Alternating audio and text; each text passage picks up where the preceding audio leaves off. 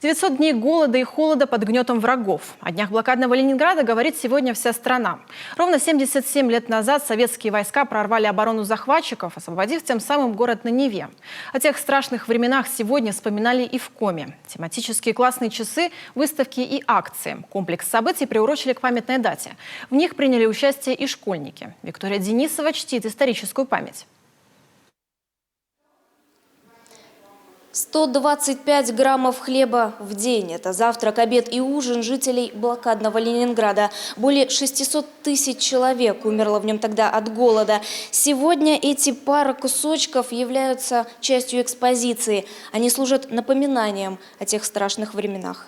Фляжка, пилотка, каска. Эхом войны отзываются эти музейные экспонаты. Рядом книги о Великой Отечественной. На стенах плакаты, работы учеников.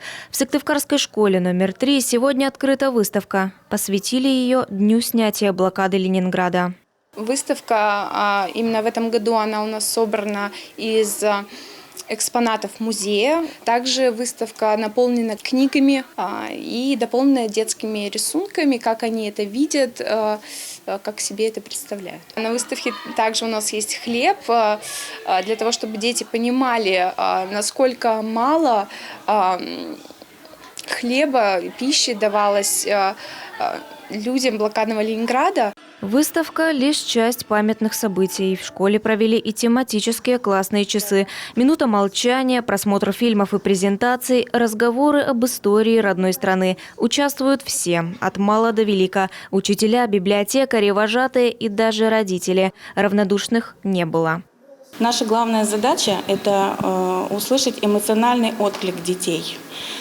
То есть, как дети сопереживают, как чувствуют. Кто-то из ребят говорит, что хотел бы на машине времени оказаться в блокадном Ленинграде и немножечко помочь тем людям, да, накормить, обогреть. Нам нужен мир, чтобы строить города, сажать деревья и работать в поле. Его хотят все люди доброй воли. Нам нужен мир навеки, навсегда.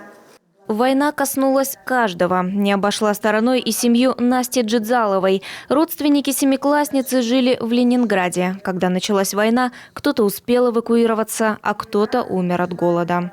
В блокаде Ленинграда стояли сильные люди. У меня у самой прабабушка и прадедушка были эвакуированы из Ленинграда в Свердловск, ныне это Екатеринбург.